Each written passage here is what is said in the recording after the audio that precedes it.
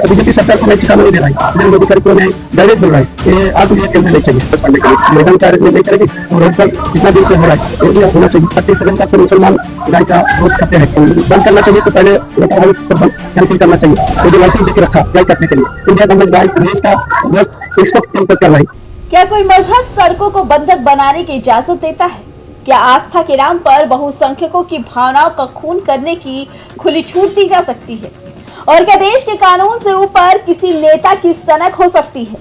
आज पश्चिम बंगाल की धरती से ऐसा सीधा, सपाट और कलेजा चीर देने वाला आदेश आया जिसने तुष्टीकरण के ठेकेदारों की रीढ़ की हड्डी तोड़कर रख दी। शुवेंदु सरकार का साफ और सख्त फरमान, बंगाल की सड़कों पर अब नमाज की नौटंकी नहीं होगी, खुलेआम सड़कों पर खून बहाकर कुर्बानी नहीं दी जाएगी। और सुन लो, गौवंश के वध पर पूरी तरह से पाबंदी लगा दी। लेकिन जनाब, एक आम बंगाली परिवार जो बरसों से तुष्टीकरण की आग में झुलस रहा था, वो इस फैसले से राहत की सांस ले ही रहा था कि कुछ कट्टरपंथियों के पेट में मरोड़ उठने लगी। सबसे ज्यादा छाती कौन पीट रहा है? टीएमसी नेता हुमायूं कबीर। वही हुमायूं कबीर जो कुछ दिन पहले बाबरी मस्जिद की नींव की दुहाई देकर हिंदुओं का खून खौला रहे थे, आज सत्ता जाते ही बिलबिला उठे।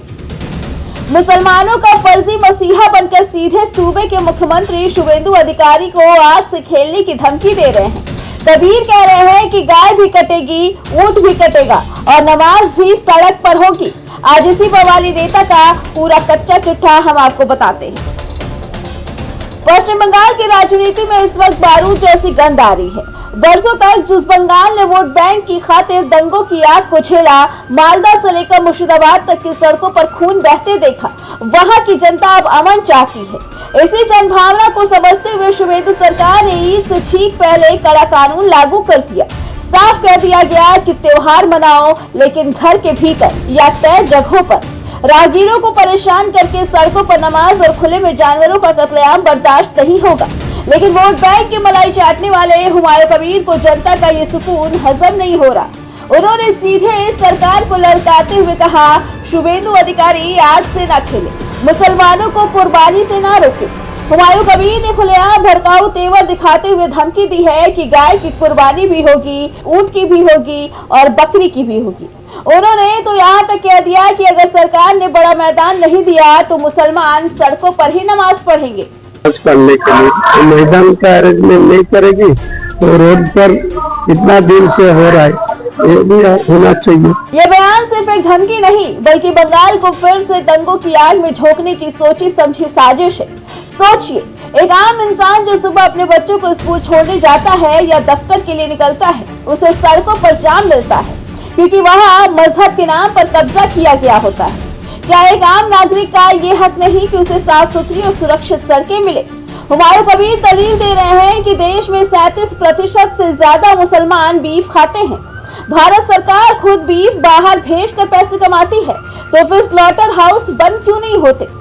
कबीर साहब, देश बीफ के नाम पर क्या करता है वो तो अलग बहस है, लेकिन बंगाल की पावन धरती पर जहां मां काली की पूजा होती है, वहां सरेआम सड़कों पर गाय का कत्ल करके बहुसंख्यकों की छाती पर मूंग दलने की इजाजत अब नहीं मिलेगी।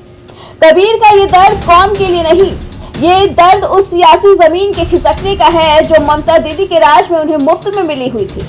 बाबरी मस्जिद के नाम पर दोनों सीटें जीतने वाले कबीर अब ईद के बहाने फिर से मुसलमानों का मसीहा बनने का ढोंग कर रहे हैं। हुमायूं कबीर की इस बदजुबानी पर अब बीजेपी की तरफ से ऐसा पलटवार हुआ कि कबीर को छिपने की जगह नहीं मिली। बीजेपी की फायरब्रांड नेता अग्निमित्र पॉल ने हुमायूं कबीर को आईना दिखाते हुए दो टूक कह दिया कि अगर कबीर को भारत का कानून, देश का संविधान और भारत की न्याय संहिता मंजूर नहीं, अगर उन्हें गाय की कुर्बानी ही देनी है तो वो बोरिया बिस्तरा समेट ले और तुरंत किसी इस्लामिक देश में जाकर बस जाए।